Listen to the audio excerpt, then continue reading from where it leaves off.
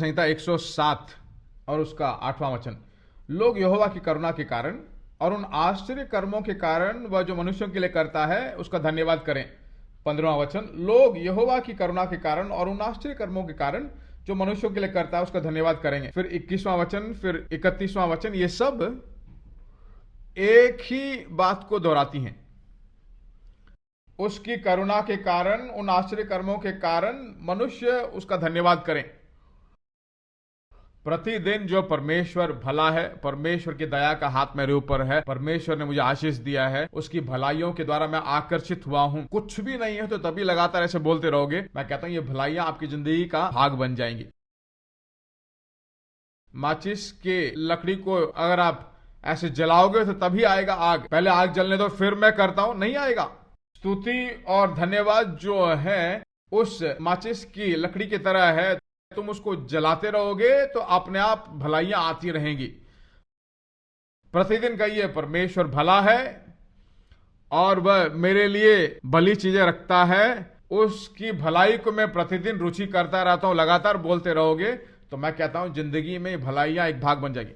दूसरी कोरिन्थियों की पत्री 4 का 13वां वचन बताता है, इसलिए कि हम वही विश्वास की आत्मा है जिसके विषय में मैंने लिखा है, मैंने विश्वास किया है इसलिए मैं बोला। क्या आप विश्वास करते हो परमेश्वर भला है? विश्वास करते हो?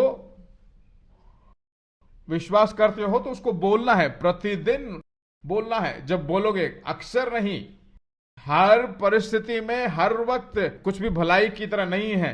कष्ट और आंसू बहाने का मौका है तब भी देखकर नहीं, विश्वास में चलते हो परमेश्वर भला है और मेरे लिए भलाइयां करता है, मुझे आशीष देता है, मुझे ऊंचे स्थानों में ले जाता है, मेरे जिंदगी के हर एक मुश्किलों से मुझे बाहर लेकर आएगा। लगातार मुंह से बोलते रहोगे तो वह आपकी जिंदगी का भाग बन जाएगा। मैंने विश्वास किया इसलिए मैं बोला।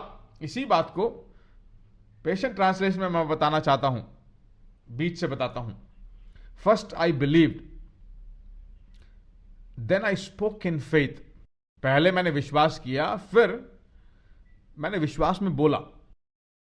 पहले हमें विश्वास करना है परमेश्वर भला है, मेरी जिंदगी में भलाइयां देता है, उसे विश्वास कीजिए। उसके बाद विश्वास में बोलिए।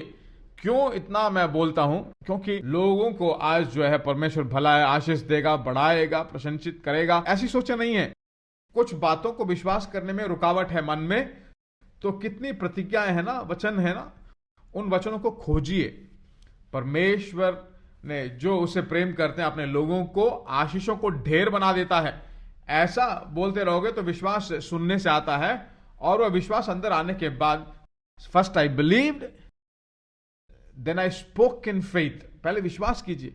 विश्वास करके बोलते बोलते बोलते जिस बात को विश्वास करते हो, विश्वास करने वाली बातें हिम्मत से आप बोलना शुरू करोगे।